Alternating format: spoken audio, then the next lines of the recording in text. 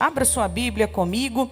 Enquanto você abre sua Bíblia, eu quero estender esta saudação aos irmãos que estão nos acompanhando pela internet, os de perto, os de longe, e quero mandar uma saudação especial a um grupo de irmãs amadas que estão nos acompanhando de lá da Suíça. Deus abençoe a vida do pastor Adão, pastora Edislene e toda a imersão Curadas para Servir. Deus abençoe em nome de Jesus. Livro do Êxodo, capítulo de número 17. Vamos ler alguns versículos a partir do verso de número 8.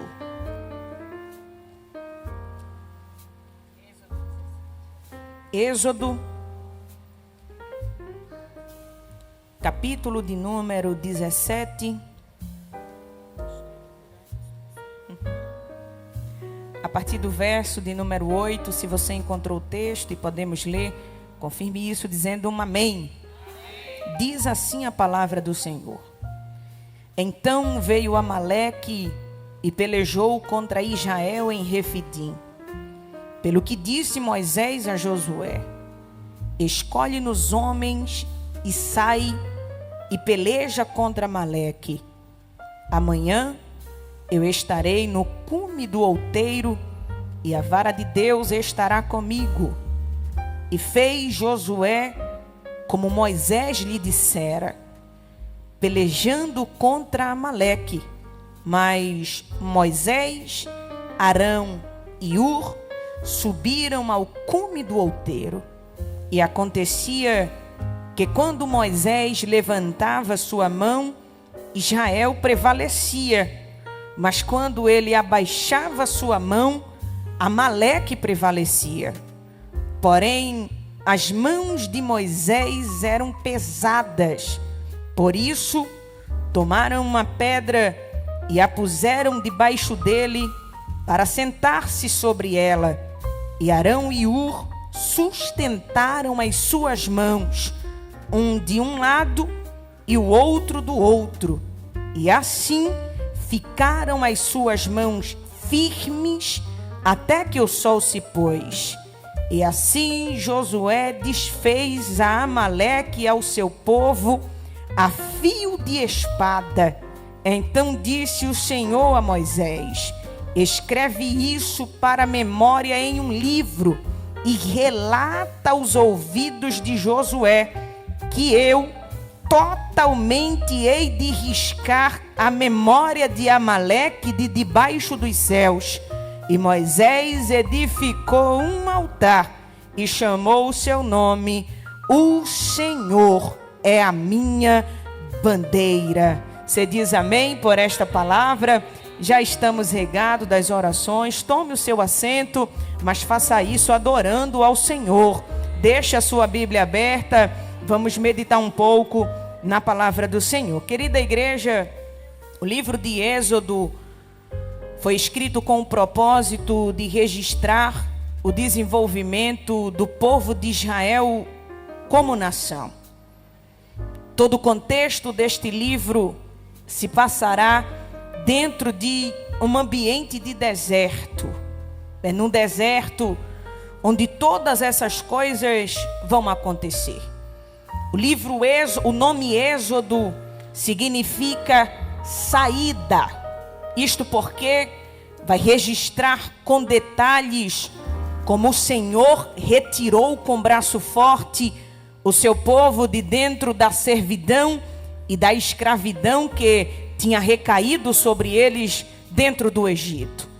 Mas embora o nome deste livro signifique saída, quando nós começamos a ler, percebemos que o início da sua história não se dará com uma saída, mas com uma chegada. Ele trata sobre a saída do povo, mas estreia os seus primeiros versículos falando de como o povo adentrou naquela terra, de como chegaram naquela região. Este livro também é um livro que vai falar de libertação, porque vai dizer como o povo de Deus foi liberto da servidão. Mas embora retrate a libertação, ele vai se iniciar falando da dura opressão e escravidão que era oprimida, que era liberada sobre o povo de Deus. Perceba que a história começa de um jeito, mas vai terminar de um outro completamente diferente. O livro tem um tema, o livro tem um nome, mas o seu início é completamente diferente do seu final. Termina com libertação, termina com saída, mas começa com entrada, começa com opressão e escravidão. Esta informação é importante para a gente entender que começos não definem histórias. Começo não tem o poder de limitar ou decidir o final da história.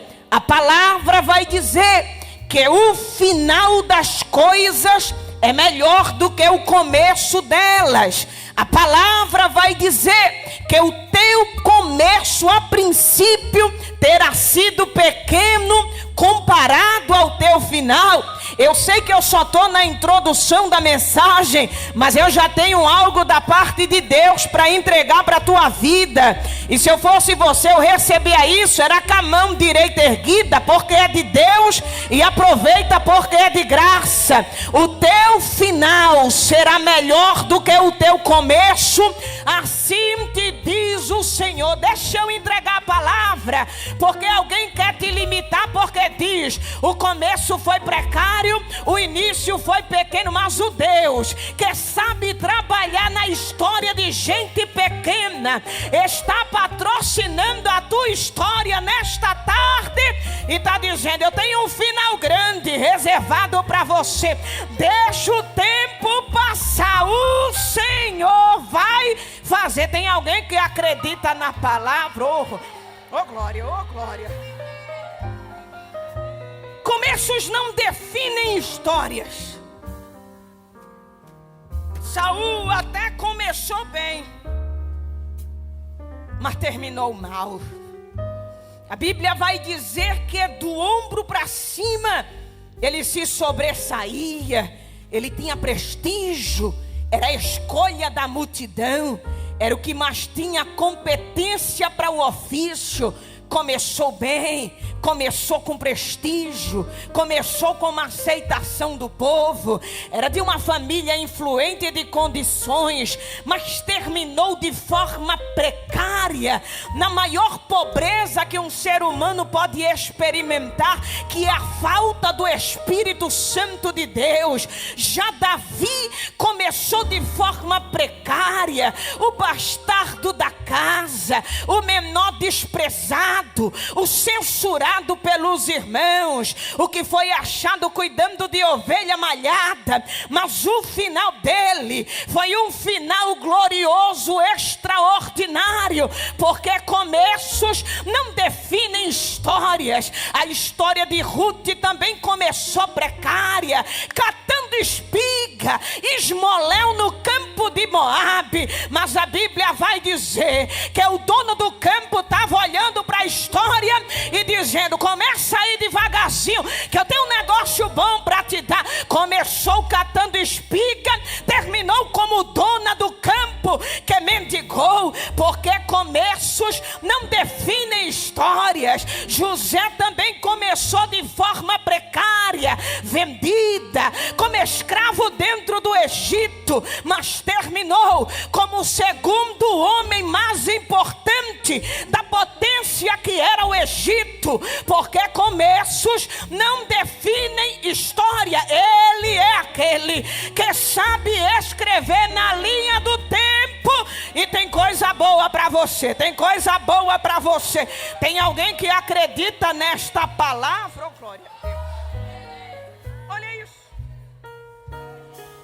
A Bíblia vai dizer que quando o povo de Israel entra dentro do Egito, o seu começo é pequeno, o seu começo é precário. E depois que José morreu, o texto é enfático em dizer que o novo faraó, que agora governava sobre o Egito, não conhecia a história de José. Olha o que está acontecendo aqui. O novo faraó que governa não conhece a história de José. Na verdade, esta é uma informação importante, mas não é uma informação relevante. Até porque a garantia de crescimento e de saída do povo de Deus não dependia da vida nem da existência de José. Porque Deus não jurou por José. Deus não prometeu por José. Deus prometeu por si mesmo. Então, José cumpriu o seu ciclo de vida e passou. E olha o que o texto vai dizer: a história dele entrou em esquecimento. Alguém não se lembrou dos seus feitos, alguém não se lembrou da sua trajetória. É triste esta informação, mas independente disso, a palavra continuava de pé, a promessa continuava de pé, porque mais importante do que um faraó sucessor conhecer a história é Deus saber da história, é Deus ter em sua mão o controle da história, é Deus ter o conhecimento da história. Deixa eu te falar uma coisa nessa tarde. Eu não sei se alguém esqueceu a tua história, eu não sei se alguém esqueceu os teus feitos, mas ainda bem que você veio a este culto esta tarde, porque o Senhor te trouxe aqui para te dizer: eu conheço a tua história, eu conheço o teu passado, eu conheço o teu presente e eu já sei do teu futuro. Permanece em fidelidade com o dono da tua história, porque ele sabe de tudo. Ó, irmão, só se você puder me ajudar, fala como esse crente que está do teu lado, avisa ele, avisa ela, diz: Deus conhece a tua história.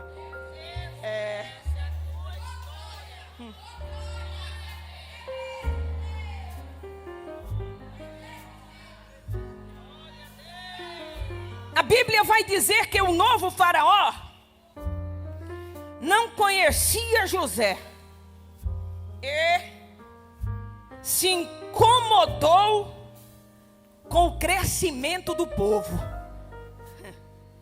Ele achou estranho, porque o povo estava crescendo demais, estava crescendo fora do limite, estava crescendo fora do padrão, estava crescendo fora do ritmo, estava crescendo fora da lógica, estavam crescendo fora do normal. Aí o faraó, ele pegou e se incomodou. Quando eu leio essa história assim, eu viajo, eu fico pensando, e quando eu vejo o desfecho dela, eu penso: meu Deus, esse faraó tinha tudo para terminar a sua gestão em paz, de bênção. Ele tinha tudo para ser um rei bem sucedido, seguir história, marcar a sua geração. Mas ele achou por bem de implicar com o único povo da terra que ele não poderia implicar. Olhe para cá, no tempo que Faraó implicou com o povo de Deus, havia centenas de descendência, centenas de povos, centenas de nações, mais de 100. Ele foi escolher exatamente o povo errado para implicar, para arrumar causa, para arrumar problema. Aí ele disse assim: pronto, pois se estão se multiplicando, eu vou dobrar a carga de opressão, que é para ver se eles aguentam rojão mesmo. Aí o texto vai dizer que Faraó multiplicava os trabalhos, a opressão e os afligia.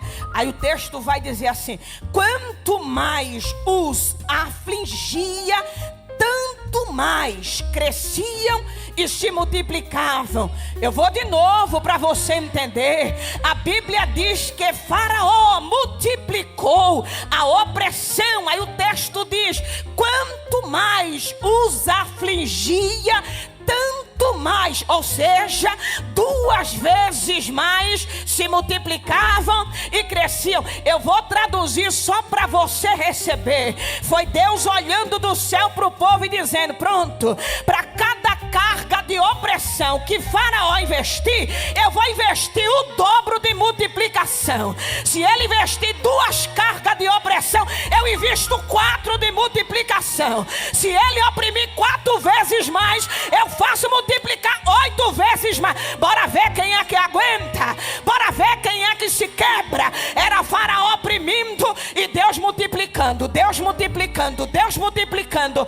Porque o povo de Deus não é humilhado sem que o seu Deus se levante. Você acredita que ele está se levantando em teu benefício?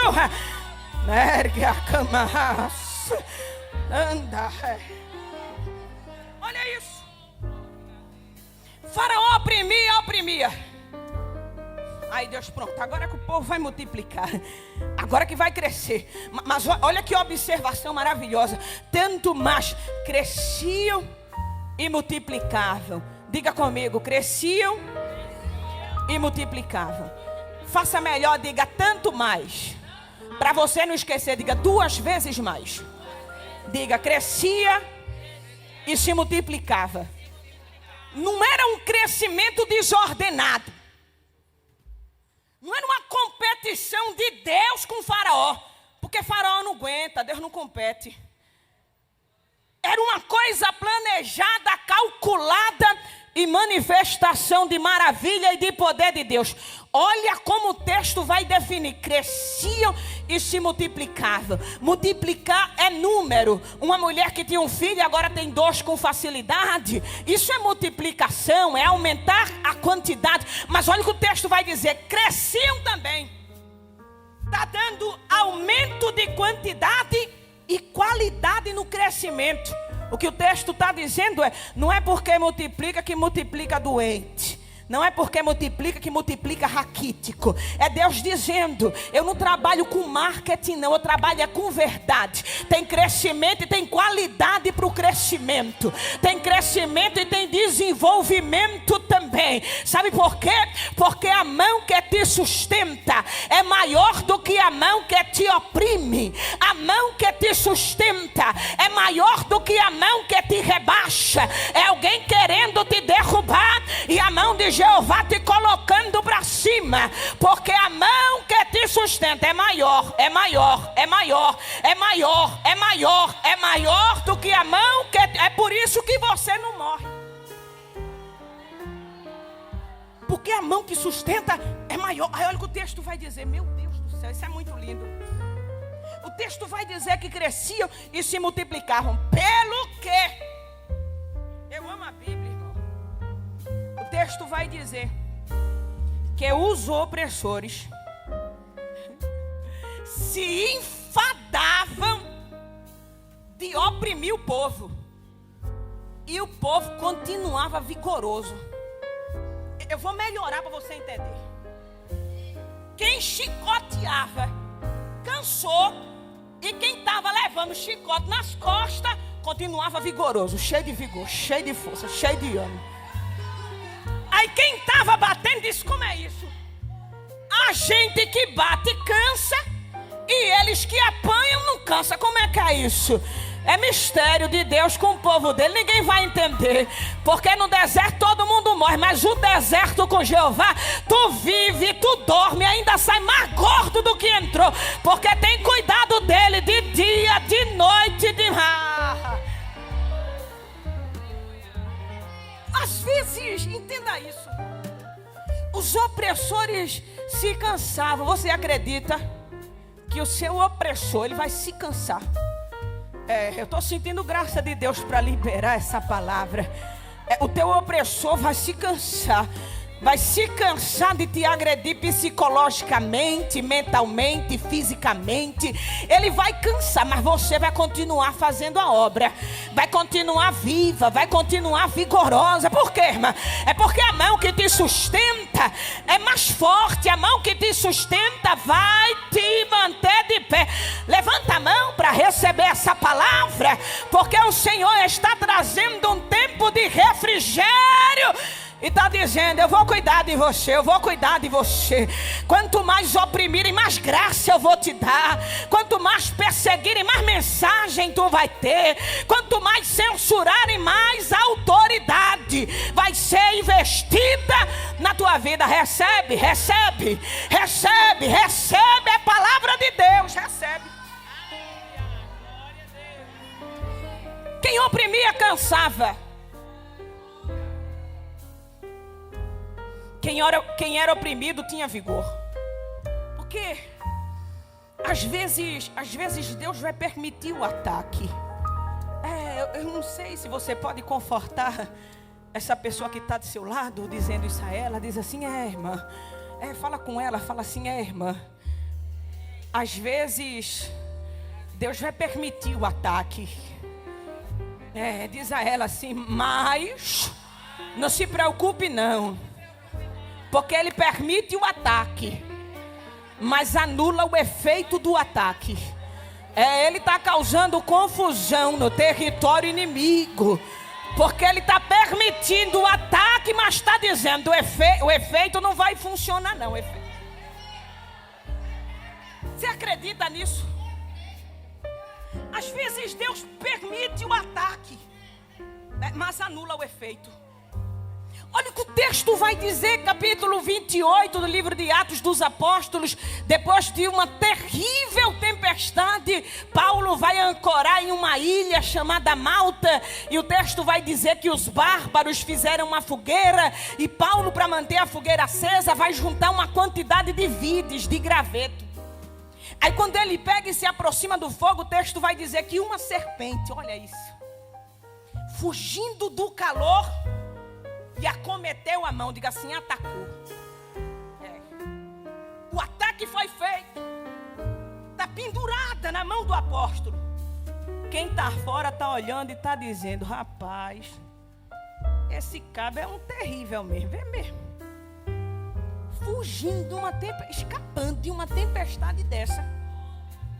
A justiça não o deixa viver. E esperavam que viesse a inchar ou a cair morto de repente.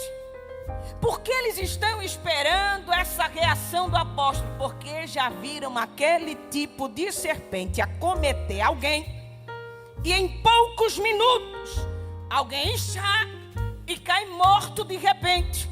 Mas a Bíblia vai dizer que Paulo, sacudindo a mão, jogou a serpente no fogo e continuou fazendo o que estava decidido a fazer. O que foi que aconteceu, irmã? Deus permitiu o ataque, mas anulou o efeito do ataque. Permitiu o ataque, mas anulou o efeito do veneno. Por que é que Deus permite o ataque? Para o teu inimigo entender que mais forte que a investida é a misericórdia e a graça de Deus. Salmos 46. O salmista está cantando e está dizendo: Deus é o nosso refúgio e fortaleza. Ele vai dizer que tem uma cidade que está sendo afligida, atacada. Olha o que o texto vai dizer: ela é atacada, mas não é abalada. Ela recebe bombardeio, mas permanece de pé. É Deus dizendo: eu permito o ataque, mas alguém pensa que você vai cair, alguém pensa que você vai tombar, mas é o inimigo atacando um lado e ele te forjando o outro. É o inimigo atacando um lado e ele te fortalecendo o outro. Ele permite o ataque, mas anula o efeito. Aí o apóstolo Paulo está escrevendo e está dizendo: às vezes a gente é atribulado. Atribulado a gente é. Porque tem coisa que atribula mesmo, irmã. A mente fica daquele jeito. Aí Paulo vai dizer assim: atribulado sim, agora angustiado não. Angustiado não. Angustiado não, por quê? Porque quando a minha alma quer sair do prumo, quer desalinhar, aí eu oro ao meu Senhor e digo assim: por que te perturbas, ó minha alma? O que é que está acontecendo aqui dentro? Por que está angustiada dentro de mim? Ei, olha para cima, espere em Deus, espere em Deus. Eu ainda louvarei. Aí Paulo está dizendo: atribulado sim, agora angustiado não, porque eu conheço o caminho do altar, eu conheço a terapia da oração. Angustiado não, angustiado não. Aí Paulo está escrevendo e está dizendo assim: perplexo sim. Perplexo é surpreso, desacreditado. Bem, às vezes a gente fica, porque às vezes Deus promete coisa grande demais. A gente pensa: meu Deus, eu estou surpresa assim, com a grandeza da promessa, mas Senhor, para acreditar nisso dá um trabalho. Aí a gente fica perplexo diante da palavra que recebe. Aí Paulo está dizendo: perplexo sim, agora desanimado não. A gente não acredita porque a gente é falho, mas quando pergunta, a gente diz assim: Deus vai fazer sim. Ah, tu vai ver, capeta, tu vai ver, inferno, Ele vai fazer sim. Eu não tenho recursos, mas eu sei que é dele o querer, é dele o efetuar, é dele a vontade. Ele vai abrir porta onde não tem porta, vai fazer o deserto se encher de água. Perplexo a gente fica, agora desanimado não. A gente acredita, é morrendo e acreditando. É café lá embaixo, mas acreditando. É cambaleando no meio do caminho, mas acreditando. Ele vai fazer. Aí Paulo está escrevendo e está dizendo assim: perseguido sim. Perseguido sim. Que é cada filho de Belial que arruma problema com a vida da gente de graça. Irmão, às vezes a gente não faz nada de mal para ninguém. Aí alguém olha para do nada assim: eu vou perseguir. Tanta coisa para fazer, né? Uma pia de prato para lavar, um mato para capinar. Aí diz assim: não, eu vou perseguir ela. Eu vou perseguir a vida dela. Aí Paulo está escrevendo e está dizendo assim: perseguido a gente. Agora, desamparado não. Desamparado não. Deixa perseguir, manda colocar perseguidor atrás. Por que, Paulo? Pode perseguir, porque quanto mais persegue, aí mais Deus vê a necessidade de ficar do lado, dizendo: perseguido você, agora desamparado não. Aí o salmista está dizendo: e se entrar no vale da sombra da morte, não entra sozinho não, ele acompanha você lá também. Perseguido sim, agora desamparado não, desamparado não. Aí ele diz assim: abatido sim. Porque às vezes o ataque abate a gente, né, irmã?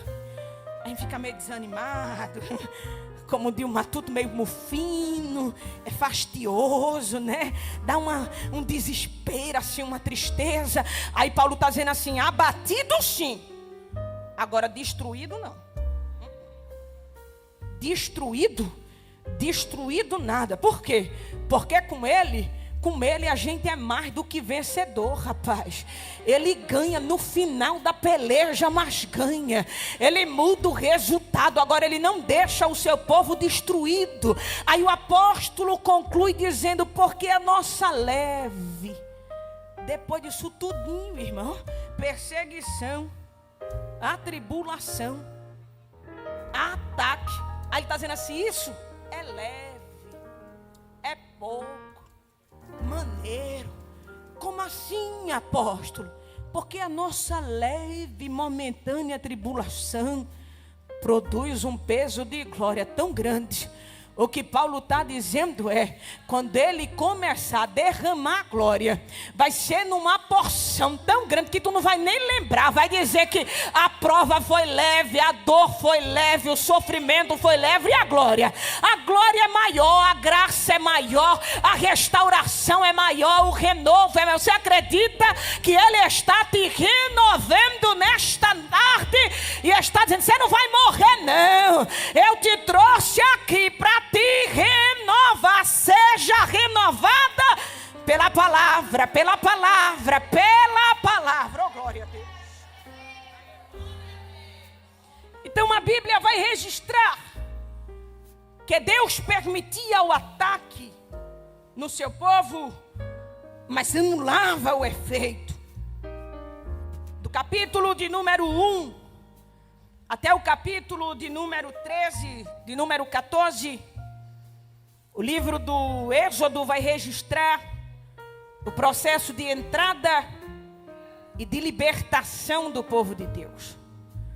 A partir do capítulo de número 14, a Bíblia vai registrar como que foi a trajetória do povo dentro do deserto, longe da servidão e da escravidão do Egito. É dentro desse contexto que a gente vê que difícil não foi tirar o povo de dentro do Egito. Difícil foi tirar o Egito de dentro do coração do povo. É dentro do deserto que o povo vai revelar sua essência má, ingrata, murmuradora. Mas é dentro deste ambiente também onde a gente vai ver que a graça de Deus é maior do que podemos calcular, do que podemos imaginar. No capítulo de número 15, o texto vai registrar a primeira batalha, ou melhor dizendo, no capítulo de número 17, o texto vai registrar a primeira batalha que o povo de Israel vai travar com o povo inimigo. Olha o que o texto vai dizer: que Amaleque veio e pelejou contra Israel em Refidim. Refidim quer dizer lugar de descanso, lugar de refrigério ou lugar de sustento. Olha o que está acontecendo aqui. O inimigo quer mudar a essência do ambiente que o povo está. Refidim, lugar de descanso, lugar de refrigério. O que é que o inimigo faz? Trava uma guerra. Aonde?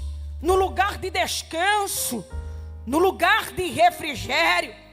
O inimigo quer alterar o ambiente, quer tomar o território, quer mudar aquilo que Deus estabeleceu, quer fazer do lugar de descanso um lugar de guerra, um lugar de batalha, um lugar de peleja. O que é que ele quer? Tomar um território onde tem paz, onde tem descanso, onde tem refrigério, e fazer daquele ambiente um campo de batalha. Mas eu venho esta tarde com uma palavra da parte de Deus para a tua vida, para te dizer que o inimigo da minha e da tua alma não vai se apropriar de território que Deus já estabeleceu a bênção, que Deus já estabeleceu a paz. Já foi lido esta tarde: aquilo que Deus abençoa, abençoado está. Pode bater tambor, pode derramar farinha, pode derramar azeite. Deus está dizendo: nenhum mal te sucede, praga nenhuma vai chegar na tua tenda. Oh, irmão, estou sentindo graça. Estende a tua mão em direção à tua casa esta tarde, porque Jeová está dando ordem de retirada para o mal e está dizendo: é lugar de paz, é lugar de refrigério. Anda, camarra, súria, elevarai. Eita, como ele está trabalhando com o valente e está dizendo: vai ter paz dentro da tua casa, vai ter paz naquele lugar. Não é território de peleja, é terra de descanso, é terra de descanso, é terra de descanso. Anda, camarra. Eita, meu Deus.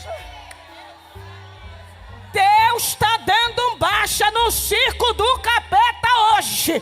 Está dizendo: desapareça, desapareça. Vai ter paz, vai ter paz, vai ter paz, vai ter paz naquele lugar. Eita, Ele está desfazendo de trabalho, oferenda entrega encruzilhada para perturbar a paz do lado de alguém. Ele está dizendo: eu estou quebrando agora, eu estou quebrando agora, eu estou desfazendo agora. É lugar de descanso, é lugar de descanso.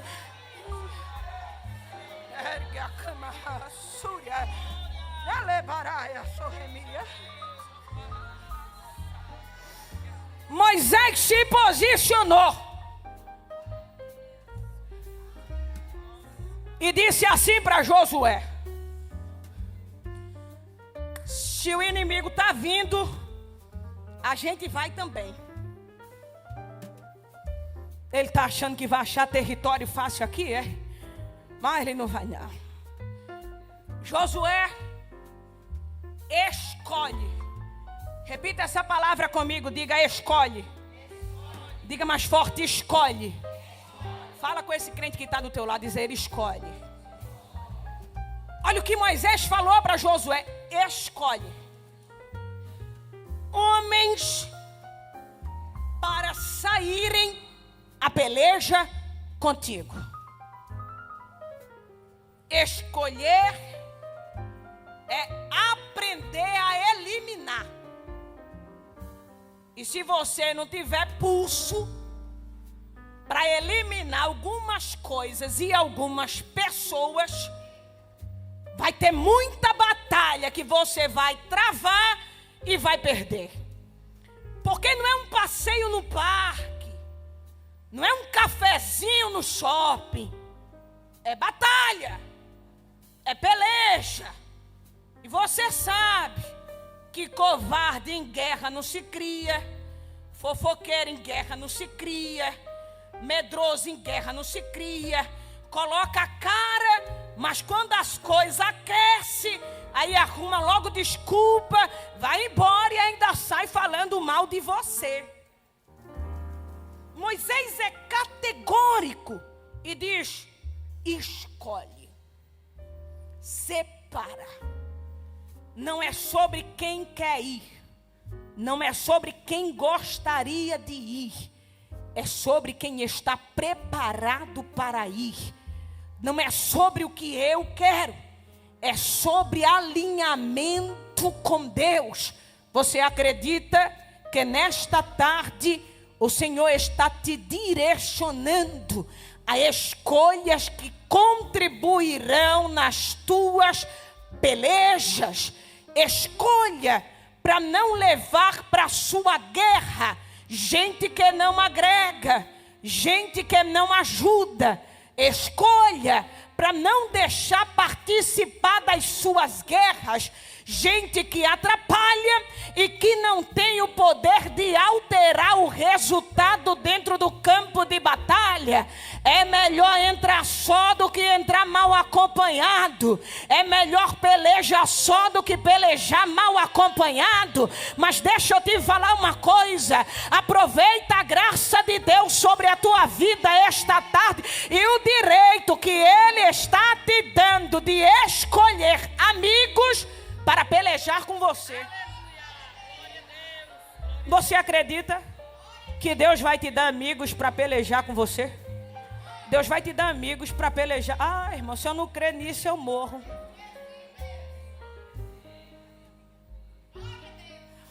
Assim que eu comecei a pregar, eu sabia. Eu disse assim: meu Deus,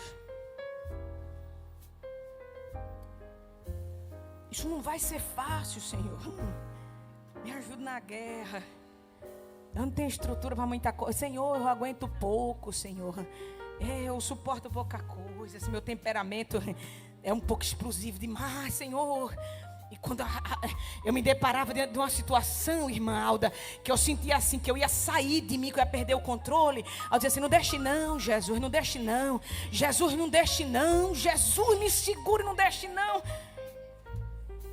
Aí o Senhor falou comigo e disse assim: eu vou te dar ajudadores na peleja, companheiras de batalha. Como assim, Senhor? É gente que ora mais do que você, que consagra mais do que você, que desce mais do que você, que na madrugada busca. Aí eu nem sei, irmão. Aí eu cheguei em um determinado lugar. Aí uma pessoa disse assim: olha que bom, porque, meu Deus do céu, como Deus é lindo. Ela disse assim: faz mais de 5 anos que eu espero por uma oportunidade de encontrar pessoalmente você. Mas Deus tinha falado para mim: um dia eu vou colocar você de frente com ela. E eu disse: oh, irmã, que honra. Ela disse assim: irmã. Ela disse para mim: minha irmã, desde a primeira vez que você pregou na live da sua igreja, no período de pandemia, eu estava dentro da minha casa lhe escutando. E quando você estava pregando, Deus falou comigo e disse assim: a partir de hoje, eu lhe escalei, você vai ser intercessora dela até o dia que eu mandar. Faz 5 anos que eu oro por você todos os dias, de madrugada e no monte, todo dia. Só estou lhe encontrando hoje. Aí Jeová falou para mim: eu não te disse que ia escolher gente para pelejar as tuas pelejas, para lutar as tuas lutas? Se acredita que Ele vai te dar aliado do céu? Escolhe. Moisés falou com Josué: escolhe. Escolhe homens para irem contigo à peleja. E enquanto você escolhe, Josué, eu vou subir ao cume do monte e vou fazer a minha parte de lá. Tem uma guerra. E a partir daqui, essa guerra, essa batalha agora vai ser travada de 2 ambientes. Alguém está pelejando no cume do monte e alguém está pelejando embaixo no campo de batalha. Tem 2 ambientes estabelecidos. Um em cima e o outro embaixo. Os soldados de baixo lutam com espada, com lança, contato físico, calor da guerra. Mas em cima alguém está pelejando também. Não com espada na mão, não com arco e flecha armado, não tem lança para manipular, mas está pelejando, está batalhando, travando peleja também. Não há méritos, nem nome para alguém que se destaque dentro dessa guerra. A vitória é importante para todos, mas é importante que alguém se posicione no lugar que Deus o chamou para pelejar. Alguns irão para a fronte da guerra, outros ficarão mais recuados. Mas o general das nossas guerras, que está no alinhamento e na estratégia de tudo, está pelejando embaixo, está pelejando em cima, está ajudando quem peleja com espada, está trabalhando por quem peleja com lança. O general da nossa guerra é Deus. Olha o que o texto vai dizer: que enquanto Moisés estava em cima, Josué estava pelejando embaixo. A Bíblia vai falar uma observação muito importante. Quando Moisés estendia as mãos, Josué e o povo de Israel prevalecia. Mas quando ele baixava a mão, Amaleque prevalecia. Olha o que está acontecendo aqui. O que o texto está dizendo é: o resultado da peleja embaixo mudava drasticamente quando alguém se posicionava pela peleja em cima. Deixa eu melhorar esse negócio para você receber. Tem peleja que é travada embaixo, vencida embaixo, conquistada embaixo, e ninguém nem imagina que o resultado não é do esforço investido na espada, nem do esforço investido no escudo. O resultado positivo da batalha embaixo é porque alguém decidiu se posicionar e se relacionar com as coisas de cima. Olha que coisa linda. A mão estendida, Josué prevalece. A mão cansava, Amaleque prevalecia. Levantava a mão com esforço, Josué prevalecia. A mão cansava, Amaleque prevalecia. A Bíblia diz que é com Moisés subiram Arão e Ur, que perceberam. Rapaz, esse homem tem um mistério muito forte. Tu percebesse, Arão, que quando ele faz assim, a gente ganha. Quando ele faz assim, a gente perde. O mistério está com ele, mas a ajuda está com a gente. Pega uma pedra, que o bichinho está em pé, faz tempo, está cansado. A gente vai sentar ele numa pedra para ele descansar. Se o mistério está na mão, a gente vai investir naquilo que Deus confiou a ele. Oh, irmão, eu amo isso. Porque eles entenderam, a peleja é contra o inimigo, não é contra de quem Deus levanta dentro da casa, não. A peleja é contra Amaleque, a peleja não é contra Josué, não é contra Moisés, não é para ver quem se destaca mais dentro da guerra, não. A peleja é contra o inimigo, e se a peleja é contra o inimigo, com os da casa, a gente ajuda, a gente esforça, a gente levanta, a gente apoia, a gente dá descanso. Oh, minha irmã, pelo amor de Deus, me ajude a pregar esta noite, esta tarde. Segure na mão dessa pessoa que está do seu lado, segure na mão dele, segure na mão dela aí, vá. Você está segurando? Esse crente já deu sinal de que está vivo? É, porque quem está vivo reage. Quem não tem reação é crente que já morreu, que não tem esperança. Mas crente vivo, até chorando ele dá glória, até na prova ele adora. Aperta a mão dessa pessoa que está do teu lado, até ela reagir, pelo menos com um grito de glória a Deus. Vê se ela está viva, se ele está vivo. Deixa eu ver se tem crente vivo nesta tarde, deixa eu ver se tem. Eu acho que as minhas irmãs estão vivas, está segurando na mão dele, na mão dela. Fala com essa pessoa que está do teu lado, diz a ela assim: minha irmã, a minha peleja não é contra você.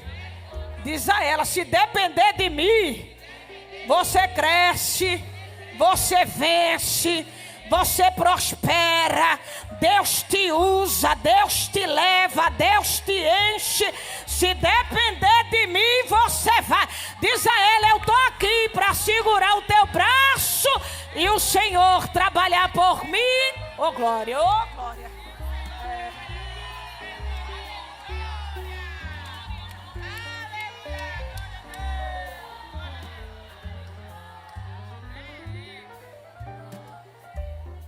Porque guerra é assim. Quem sabe usar espada, desce e usa espada.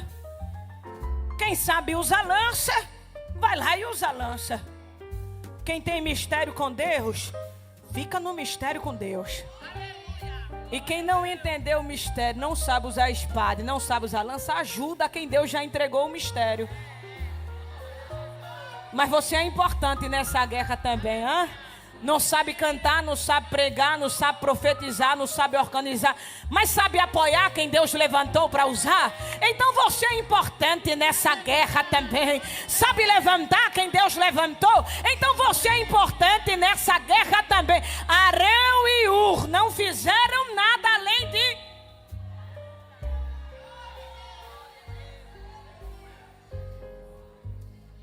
Sabe por quê? Porque Moisés é forte, Moisés é importante, Moisés é essencial, um líder proeminente, decisivo no campo de batalha, mas ele também cansa,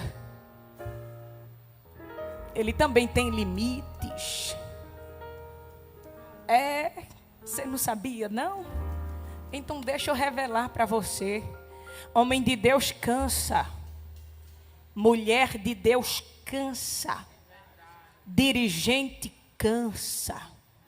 Pregadora cansa. Cantora cansa. Pastor cansa. É normal. Somos humanos. Limitados. Mas não somos concorrentes. Não somos inimigos. Não censuramos o cansaço do outro. Tenha perto de você pessoas que entendam que você é usada, mas cansa. Que Deus faz através da tua vida, mas você cansa. Não é gente que te vê pregando e vê Deus derramando graça e depois quando te vê cansada, desacreditada, aponta para você, censura e sai falando que não deve falar. Foge dessas pessoas. Tenha perto de você gente que entende. Deus usa ela, Deus usa ele, mas é humano, é humana. Arão e Ur. A gente não vai te censurar não, Moisés. A gente não vai mandar as tropas saírem de guerra porque a tua mão cansou, não.